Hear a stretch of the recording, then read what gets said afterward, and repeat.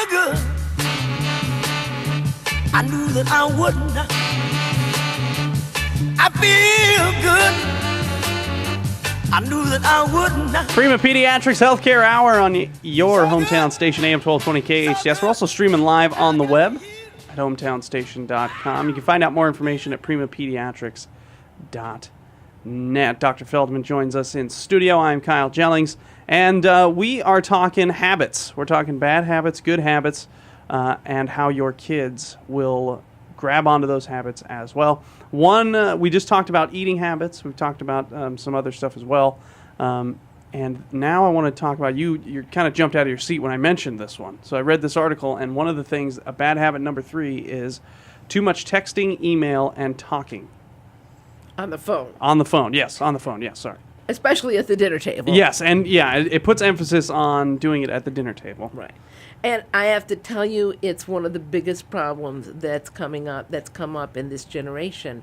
And I have to tell you, the other thing is that even though we did not have the email and texting going on when my kids were teenagers, I clearly recall we had, and we didn't really even, they didn't have cell phones either, but there was another phone in the house that was the kids' phone.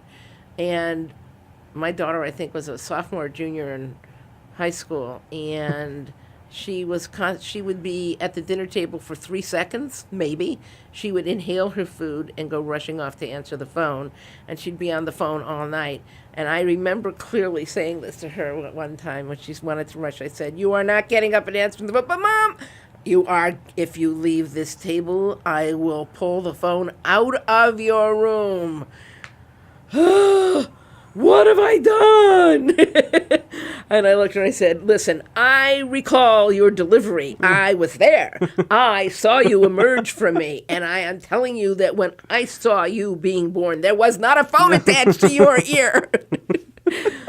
"But Mom, how am I going to keep up with all of the news? And what am I going to have my friends have to say?" And I said, "Here's the rules now, kid, because this is interfering with everything. You're exhausted. You're tired. Yeah. You're a straight A student, but you are making yourself crazy because you're spending too much time on the phone. And you are not spending enough time at the family dinner table. And that's not good. Why, you guys are all boring." Oh man, I'm hoping I can just skip the teen years with my kids. No, actually, it's kind of fun if you look at it in a very bemused fashion. Oh, okay, good, noted. Although I Okay. have to admit that I think it's God's way of punishing women for Eve's transgression that He gives perimenopausal women teenage daughters. Okay, all right. However, I'll warn my wife. So I looked at her and I said, "From this point forward, here are the rules. When you get home from school, there will be no phone until 5 p.m. You may talk on the phone to your friends between 5 and 6 p.m. Thereafter, there will be no phone until 9 p.m. You may speak on the phone with your friends from 9 to 10 p.m., and after 10 p.m., that phone is unplugged." Okay. "And if you do not listen to these rules, I will discontinue the line." And then the other two kids say, but, Mom, you don't need it any more than she does. This is just a regular phone that was plugged into the wall. Right. What type? It's totally different now because I have a phone in my pocket with the internet on it. Right. That's such a challenge. I feel like it is. for and I will parents tell you and kids how these my days. kids now are handling it with their kids.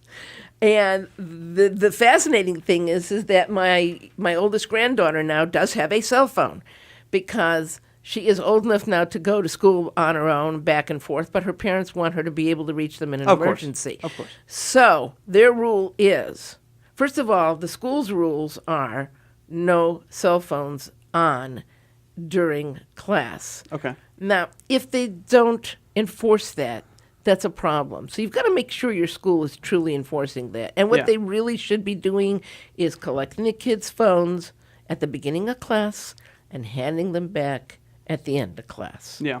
That should be a standard. That's number one. Number two, any parent who really cares should make it such that until they're much older, the only thing that the kids can do with that cell phone is call out. Yeah. In other words, do not put internet on there. Do not put anything else. Do not allow games on there. Nothing. And now, parents, that means you too. If you sit at the dinner table and text and do all that stuff, you are ignoring your children. You are patterning them into an antisocial behavior. Stop it. Yeah. Don't do that anymore. How important is it? We only have a minute left in the segment, but how important is it for family interaction, not necessarily just at the dinner table, but in this case at the dinner table? How important is that?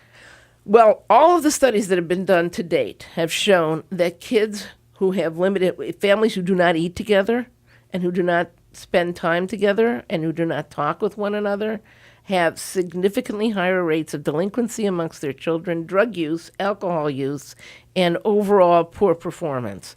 So you tell me. Yeah. So it is really important for you to be engaged. Not only in your that, kids. but it's important for you. Don't become antisocial just because your kids are. It's bad. This is bad stuff. The internet is great, but it's overwhelming everybody and everything, and nobody's paying attention. Yeah. So just like watching TV 12 hours a day ain't so smart, it isn't so smart to be doing the stuff on your phone all that time either. Yeah. All right, we're going to wrap things up. Maybe we'll talk a little bit more about this. But we have some more bad habits as well. Maybe we can touch on quickly. Sure. This is the Prima Pediatrics Healthcare Hour on AM 1220 KHTS. Back with more after this.